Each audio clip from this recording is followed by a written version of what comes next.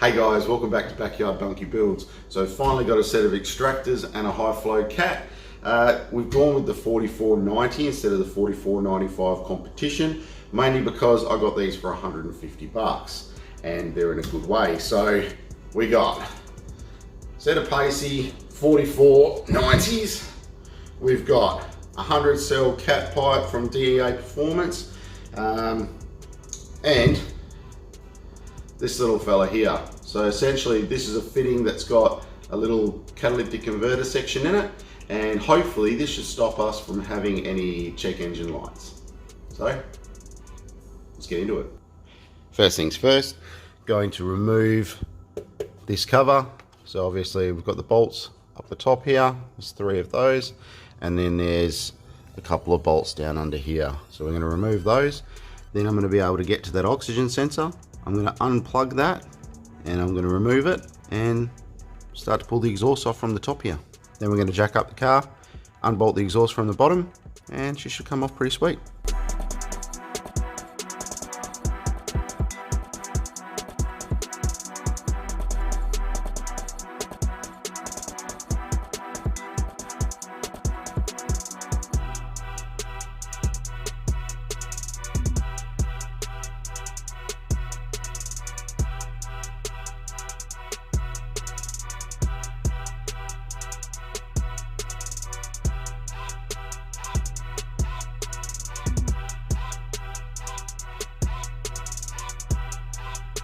So this is what it's going to look like once you've removed your heat shield.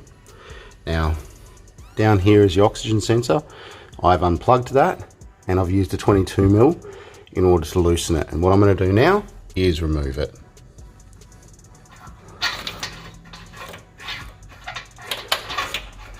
And be very gentle with this because you don't want to stuff it up.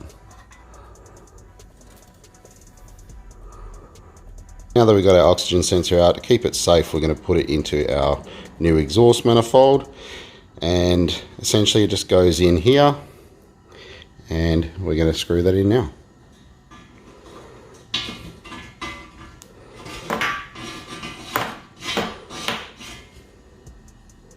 And I'm going to tighten that up with a 22mm.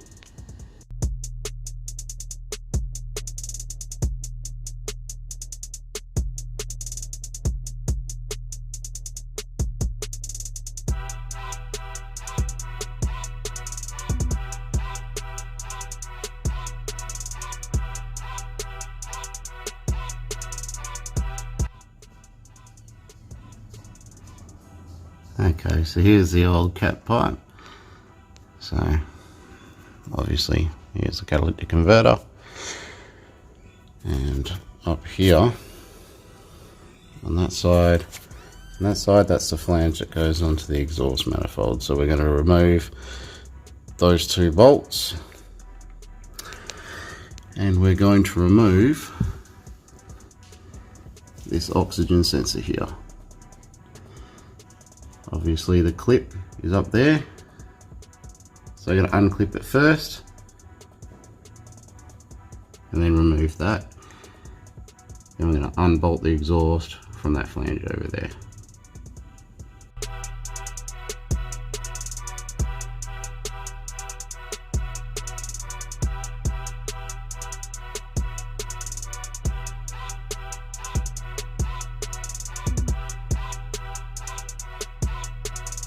This is where a little cat converter piece comes into play.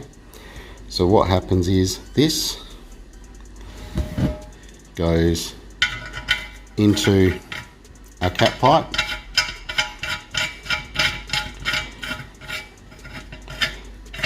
like so,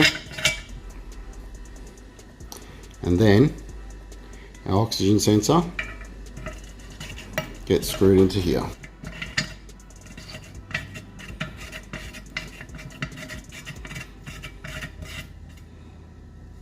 We tighten all that up, and that should hopefully stop us from getting any codes.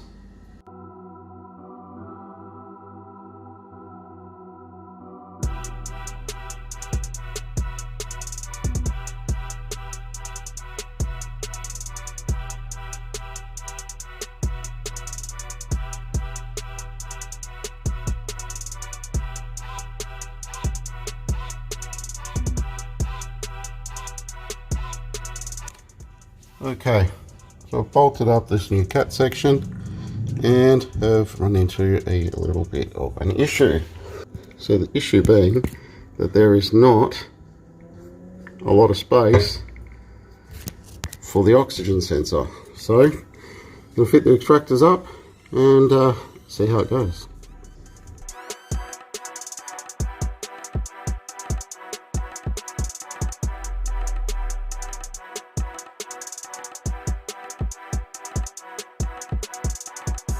Now that your exhaust manifold is off, what you're going to have to do is undo the steering rack.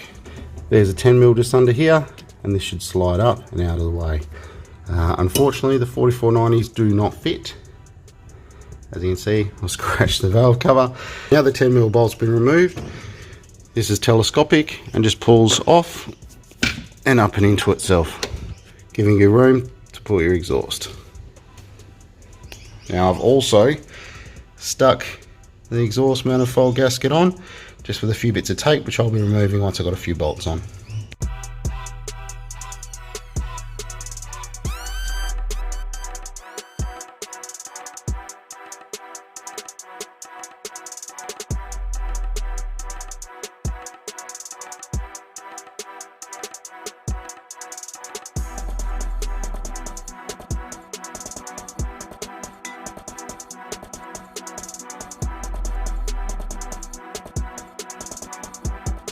As you can see, I've got the cat section fitted up, and we have a very small amount of space for our oxygen sensor. I'm hoping that's going to be okay. I've bashed it a bit, and hopefully we'll make this work. So now I'm going to tighten this up, drop the car down, and we're done. Now that our extractors and exhaust are all hooked up, our sensors have been plugged in, we just need to reconnect the steering rack.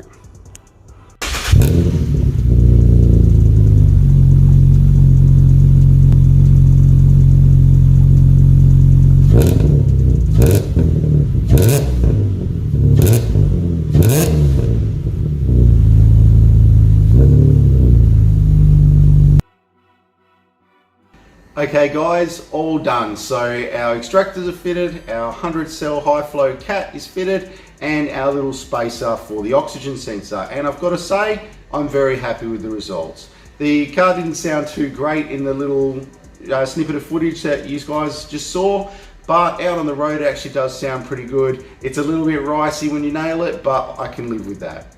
So as for anything I'd change, what I would do is, if you're going to buy one of those adapters, I'd probably get it in a 45 degree or a 90 degree angle, because having it in a straight is a little bit too close to the body of the car for my liking.